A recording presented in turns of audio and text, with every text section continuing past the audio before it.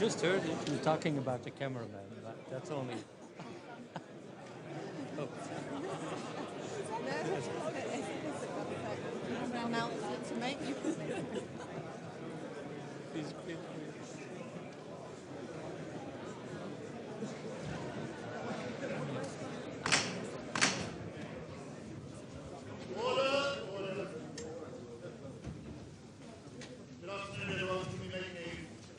Please.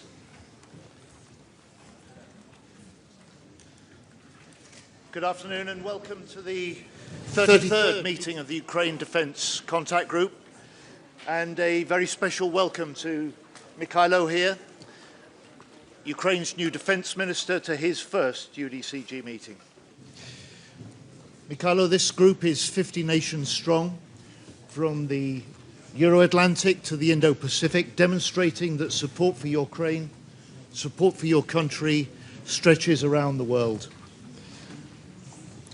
And colleagues, this month marks 4 years since Putin invaded Ukraine, a war he thought he'd win in a week, and Ukrainians, military and civilians alike, are fighting today with the same courage and determination that they did back in February 2022.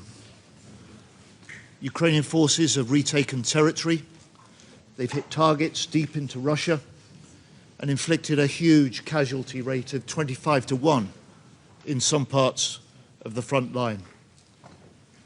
Ukrainian strikes and international sanctions have driven down Russian oil revenues in the last year by a quarter. And together, we've taken over 200 sanctioned ships out of action on the seas. But Putin's brutal attacks continue. And last night, like many nights, saw significant strikes. Over 200 drones, over 20 ballistic missiles, targeting multiple cities and leaving 300,000 people without power.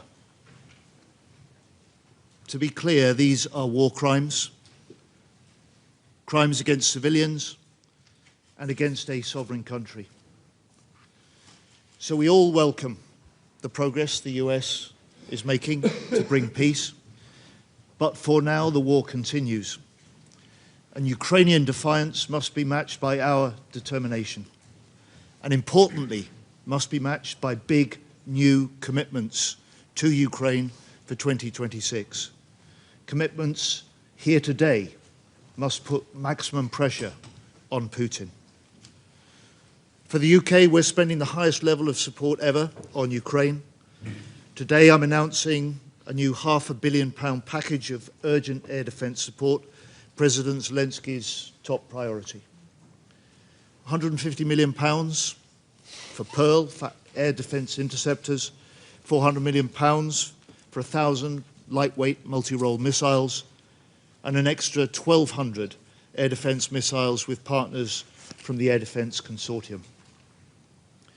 The military support promised here today at the UDCG has a direct impact on the front line, a direct impact on the number of Ukrainian lives lost. But we need to dig deeper into our stockpiles and into our pockets. Nothing is off limits for Putin. He's killing Ukrainian children in their beds. He's destroying hospital wards. He's plunging entire cities into darkness and cold. Friends, in 2025, this UDCG collectively raised $45 billion of military aid for Ukraine. In 2026, we must do better. We must do more. We must push harder. We must raise our ambitions. And make no mistake, Putin is watching what we do today. Let him show that we are more united, more determined than ever to stand with Ukraine. Thank you. I'll now hand over to Boris Pistorius, my good friend and co-chair of the UDCG.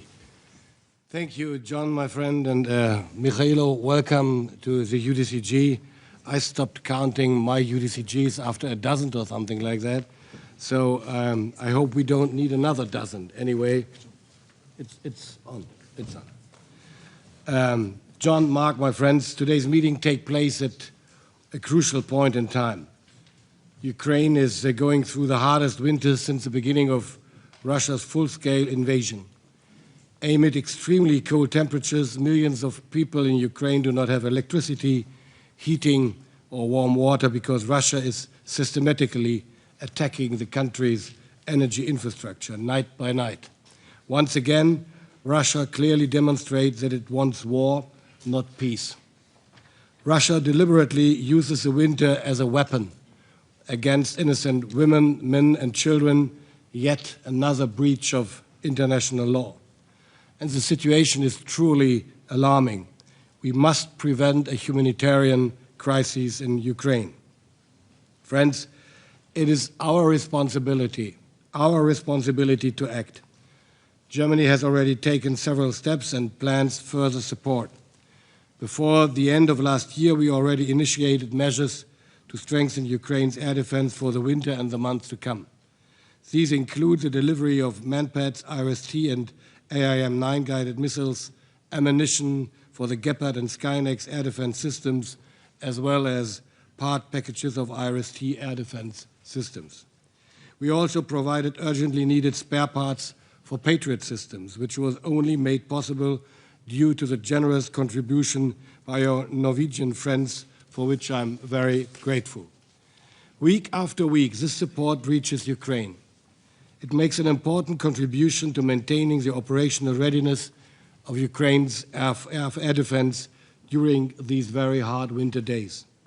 At the same time, we are pressing ahead with our initiative for enduring action on air defense. And we are calling upon all UDCG partners and other countries to help strengthen Ukraine's air defense. This opens possibilities for our allies and partners to either contribute to funding for the procurement of air defense assets or to provide systems from their own stocks. I would like to urge all partners around the table. We must practice what we preach. Let's not only take a critical look at our national stocks, but also make use of existing joint funding mechanisms for procurement. The immediate action on air defense initiative is one example for this. Pearl also plays an important role to this. Thank you for that. We must focus even more on the urgently required air defense assets that can only come from the US. My friends, in addition to the urgently needed winter relief, we must not lose sight of our medium and long-term support. For 2026, Ukraine has clearly specified the scope of support required. The Ukrainian priorities are air defense, drones, and long-range artillery ammunition. It is now up to us to ensure that Ukraine will get the support it needs. This is what the UDCG must focus on today and in the following meetings. Ukraine will only be able to successfully defend itself with our support. The brave Ukrainians do not fight only for their own freedom, but also for our security. This is why they support deserves our full commitment. Thank you very much, and Slava Ukraini. Minister Fedorov. Шановний генеральний секретар Рюте, шановні міністри Гілі та Пісторіуса, шановні колеги, передусім хочу подякувати кожному з вас за солідарність з Україною та за вашу рішучу підтримку. Для оновленої команди Міністерства оборони президент поставив чітке завдання – побудувати систему, яка здатна зупинити ворога в небі, просування на землі, посилити асиметричні та кіберудари по ворогу та його економіці, зробити ціну війни для Росії такою, яку вона не зможе потягнути. Наш підхід до війни вже дає результат. Втрати російської армії зростають. У грудні Росія зазнала рекордних втрат – 35 тисяч військових убитими та важко пораненими. Усі ці втрати верифіковані та мають відеопідтвердження. Наша стратегічна мета – щонайменше 50 тисяч підтверджених втрат ворога щомісяця. Росія не може досягти перемоги на полі бою, тому веде війну проти цивільного населення та критичної інфраструктури.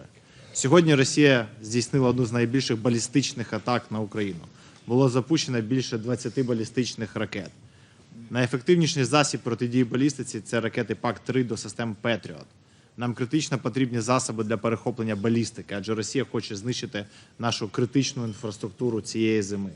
Закликаю партнерів терміново передати Україні ракети ПАК-3 зі своїх складів та для захисту нашої енергетики взимку. Також закликаю партнерів збільшити внески у програму PEARL, що добре працює і через яку ми також отримаємо ПАК-3 та інші критичні ракети.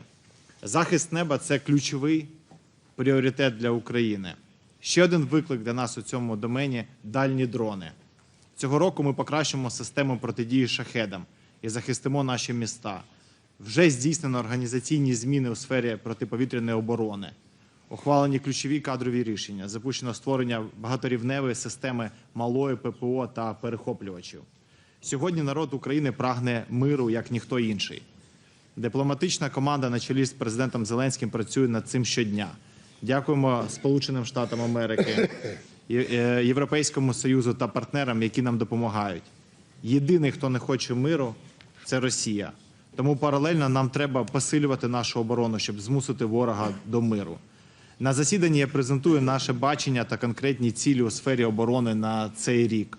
Представлю конкретні проекти, над якими ми вже працюємо разом з партнерами, на які будемо залучати фінансування. Серед них фінансування дронів та ракет українського виробництва, а також створення дрона-штурмових підрозділів. Наші партнери оголосять нові внески в оборону України. Це надзвичайно важливо для підтримки наших військових, забезпечення дронами, боєприпасами, засобами ППО. Ми прийшли не лише з потребами, а з рішеннями, досвідом, даними та чітким планом. Ми розуміємо, що можемо дати НАТО дані та оборонні рішення. Україна готова робити свій внесок у нашу спільну безпеку. Також звертаємося до всіх партнерів з проханням посилювати санкційний тиск на Росію. Важливо обмежувати діяльність російського тіньового флоту, зупинити всі російські танкери по всьому світу. Тільки так ворог не зможе більше потягнути цю війну. Рішення, які ухвалюються тут, мають значення. Вони визначають, чи будуть захищені українські міста, чи виживуть цивільні, чи стане мир ближчим або віддалиться. Будьмо гнучкими, будьмо креативними, технологічними, будьмо рішучими. Дякую всім за підтримку. Thank you, Minister Fedorov. Now, Secretary General Rutte. Yes, well, thank you, Boris and John, for convening. It's now the 33rd meeting of this group of the UDCG, meeting here today in Brussels. And dear Mykhailo, thank you for joining us. Yours is the most important voice at this table. Ukraine will remain a top priority for me personally. I think for all of us, we must enable Ukraine to keep defending itself, even as negotiations continue. And this group, the UDCG, is the backbone of our support to Ukraine. So we have to use this forum to improve the quality, the quantity, but let me also say the speed, next to quality and quantity, the speed of our assistance. Ukraine's extensive defense needs come on top of significant requirements for concurrent recovery and reconstruction. And it will persist into the mid and long term. This will not end soon. Even if the fighting stops tomorrow, Ukraine will need our assistance in building a strong, modern and well-equipped armed forces, because that in the end is the best deterrent against a repeated invasion by Russia. Of course, security guarantees on top of that, but your own armed forces will be the first and best deterrent against a repeated invasion or a repeat of Budapest 1994 or Minsk. And this is, dear colleagues, why our support to Ukraine has to be more sustainable. It has to come on a more sustainable and a more coherent footing. And we need more burden sharing. I mean, I cannot make that point more enough. It is really important that the burden sharing will improve. So I really look forward to our discussions today, increasing our collective support for Ukraine this year, but also hearing of further pledges of all of you. We need it. Ukraine needs it. Our collective security needs it. So thank you, Slava Ukraini. Thank you, Mark. Can I thank our friends in the media for attending this session, and on that note, invite you to leave